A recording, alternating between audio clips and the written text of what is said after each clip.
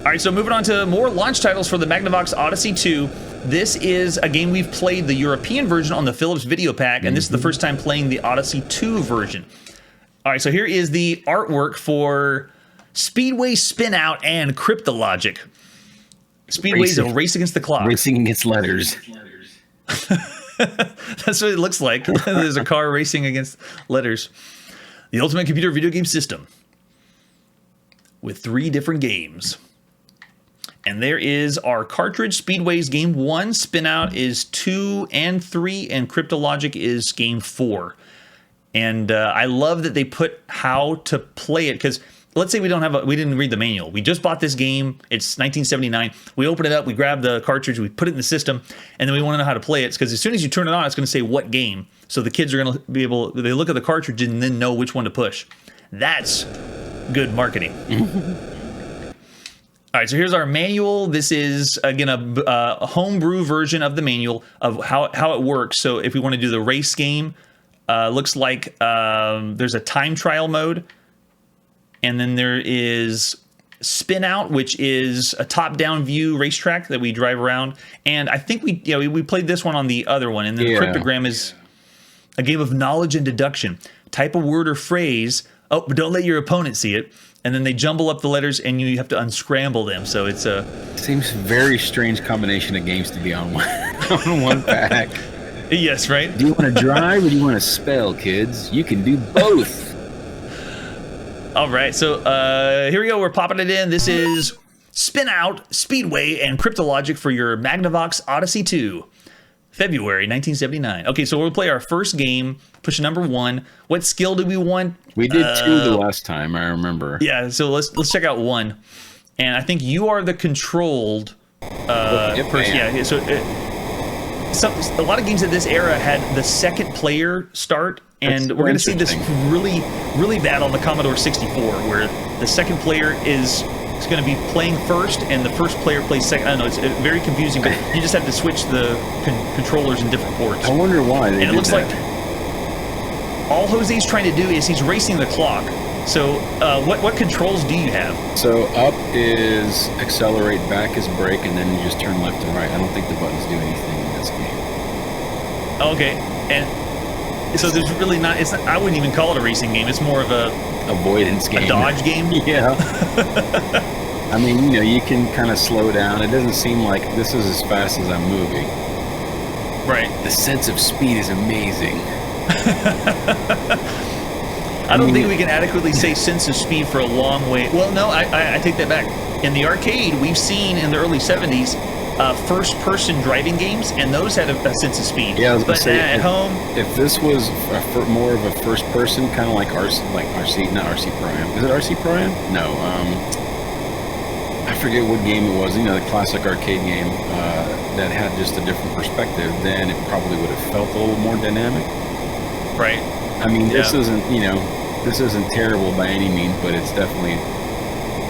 And I'm wondering what was the thought behind this bright pink-ish type backdrop. It was very interesting. All right, well, I think. Ooh, that was a close one. I think you're gonna make it. Maybe. At least within the time constraints. Is this the first game we're gonna beat within our allotted time of playing? I'm not doing too terrible. Of course, this is the first. What is it? Challenge or whatever you want to call it? Yeah, you did level 1 out of level 2. This is for babies. See if I don't jack it up in the last 5 seconds. Every one of the games we play, the way it's emulated, I'm making the screen look like you can see the CRT lines. Yes. Woo, yeah. And I guess the 2293 is your score. And if we were playing this in 79, I would take over the controller and be like, whatever, I can do better. And then I'd grab it and try to get a higher score than you. All right, so let's reset and let's see Spin Out. So let's do same thing, but we'll play game 3. So Spin Out was the one that reminded me of RC Pro-Am because it's like the top-down version. All right, so skill. 1 through 4. Interesting. Yeah, You want to do, let's make it go really fast, because the last time we played it on Philips Video Pack, it was kind of slow. You want to go 4? Sure, why not? Go big or go home. Hit something hard. All right, so we got 1 button to move. There's a countdown. Ready, and then go. So it looks like I'm when we bump into each other. It looks like I'm using the joystick to move, and it's not using tank controls. It's actually using it's referred to. Is it relative controls? If I do up, down, left, and right. Yeah. So oh my gosh. Every time we touch each other, we spin out, and then if we hit the walls, then we crash into a little crumple of pixels. Okay, here we go. And if you push the button down, you go faster. You go faster. Okay, yeah. I wasn't getting that. Wow. Get in there. My insurance it's so rate hard to get is going to the go up like crazy.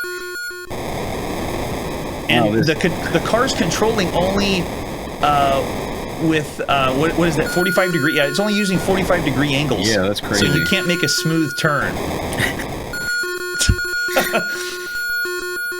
And the sound effects every time, but it's making very classic sounds. Oh my god. We're crashing every time. Oh my gosh. I bet this would be a little bit easier to control. Actually, maybe not. If I had a joystick in my hand versus like a tiny, because that is a little bit. Oh my god, I can't get around this corner. Wow. All right, we won't play the whole one. Are you good to in this one? Yeah. Okay, that's crazy. That was still fun. And then for Cryptologic, it's we're gonna go ahead and skip that one because it's basically me putting in a word and then he has to guess what it is. Yeah.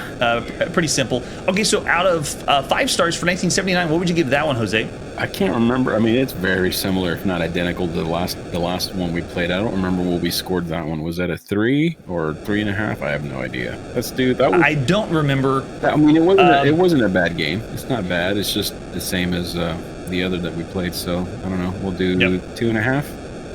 2.5 stars. Middle of the road. I'm sure some kids sounds have fun good. With it. All right, this is our last launch title for the Magnavox Odyssey 2, Take the Money and Run. February 1979. Let's take a look at the artwork. This is the box. Multi-mode. So this has different modes in it. Take the money and run. You're trapped in an electric labyrinth of more than 1 trillion economic mazes. It's a rat race to end all rat races. I still don't know what it is. You have any idea what they're talking about? And it looks like zombies and R2-D2's relatives fighting each other. Take the money and run. Your time machine's crash landed in the year 2300,000 AD. Oh my God. That's how you determine the future. You know how most games that came out in the late 70s and 80s, they'd say, way in the future, 1992. Yeah. That's how you should make the future. 231,000 AD. You're in the land of Kinesium, an ultra-sophisticated civilization possessing enormous intellectual curiosity about economic life in the ancient days of 20th century. You do your best to describe how the old ones spent much of their time chasing money on the runaround rat race. You introduce them to the concepts of profit and loss. You tell them about income, expenses, dividends, bear market, bull market, taxes, and inflation. The Kinesians think you're putting them on, but they give you every opportunity to prove their wild tales. They construct the ultimate rat race, more than 1 trillion different mazes populated by robots representing the economic factors of a long ago time and place. Who made the idea of this? This is a synopsis of going in the future and explaining what our economy was like to someone in the future. That's weird. So you start off with $500,000, and if you turn it into $1 million, you're free to return to your own time. Otherwise, you're doomed to wander through the trillion maze electronic labyrinth of Kinesium forever. That, ladies and gentlemen, would be the most involved story we've read on this show. And keep in mind, we haven't played any Dungeons and Dragons games or role-playing games yet. So those will have a story, but that is the biggest story we've ever had on this channel. All right, so here is the manual. Maybe the manual can explain a little bit more. It's a homebrew manual, but it's showing us how to play. We push number 1 on the keyboard. We're now trapped in the land of Kinesium. You and your opponent, so me and Jose, are animated figures in the lower right and lower left of the maze. Our net worth is $500,000, and then there's robots in this on the maze. Every maze is a game within a game. So me and my opponent are playing against robots, which represent factors of the economy. What? This sounds like a fever dream. Maybe someone had a dream, and then I'm sure a lot of programmers were dreaming something, and then they made it into a game. Yep. Each maze offers you an opportunity to make money or the chance to hang on to what money you have. An electronic signal will appear center screen to tell you which to expect and how much cash is at stake. The right-hand control unit activates the right-hand figure. The left-hand control unit activates the left-hand figure. Push the joystick away from you to make your player go up. Pull the joystick toward you to make your player go down. Okay, well, we already know how to use a joystick to move the player around. The robots are controlled by the computer. The brighter robots represent the lighter side of the economy, like income, bull markets, and successful investments. The robots are elusive and will try to run from you, and you have to be quick to catch them. The dark robots represent the gloomy side of economy, like taxes, inflation, and bear markets. What? That is crazy. I can't believe this. This is 1979. Okay, let's imagine being at home and your parents say, guess what, son? We got you the new home console, the Magnavox Odyssey 2, and they only buy one game. And the game they give them is this one.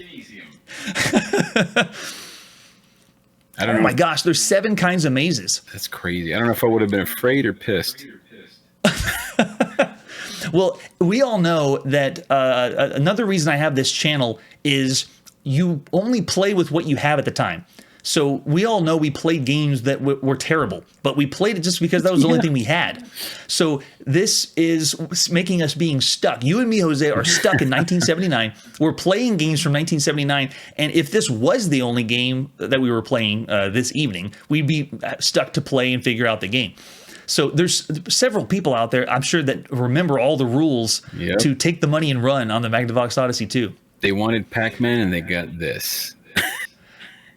Okay, so if we need to, we can come back to the manual in the middle of the game, but we have an idea of how it works. But in theory, I have no idea. So here we go. This is February 1979. We're playing Take the Money and Run, released for the Magnavox Odyssey 2. All right, on our console, we push number 1, and there we are. I am the green guy on the left. Jose's the blue guy on the right. And oh, look, I'm dancing. Okay, so money's going down in the middle, and I think those are the light robots that we're supposed to... What the... Yeah, our head goes down. Yeah, it does. That's what I was saying earlier. Look, I was dancing. Oh my god. So I'm trying to take him, though. How do I... Oh, I picked up the white guy, and I got more money. Can you push the button and pick him up? Let me see. Every time I push the button, my head goes down. They don't quite fit in the maze. So you have to hold the button down to dip your head to fit in this shorter hallways. Like if you hold the button, then you hunch, and then you can fit. Why did they made us too tall to fit? Okay, so these are the dark robots. We don't want to get them. We're trying to avoid them because they're going to make our income go down. So what are we supposed to do then? Just run around? Just avoid them, I guess. Yeah, we're trying to run away from them. Here, let's hide. Let's huddle together. Oh my god. No, get out of my way. No! Oh, I think they got one because I got stuck. They made... This is bizarre. Okay, they got me. So they made our income go down, and now they show us how much money we have based on the bottom left and bottom right. They were light at first, now they're dark. Okay, so you get what I'm saying about the head, though, right? Yeah. Yeah. So this is basically it's so funny. It's basically just either avoid it or chase it. So it's almost like Pac-Man in the sense of like you're running through a maze, either trying to get things or avoid them. That's right. Yep. And we've seen rudimentary maze games where it's just literally a maze, but we haven't seen Pac-Man yet. So this is a game that's using the concept of a maze for the gameplay.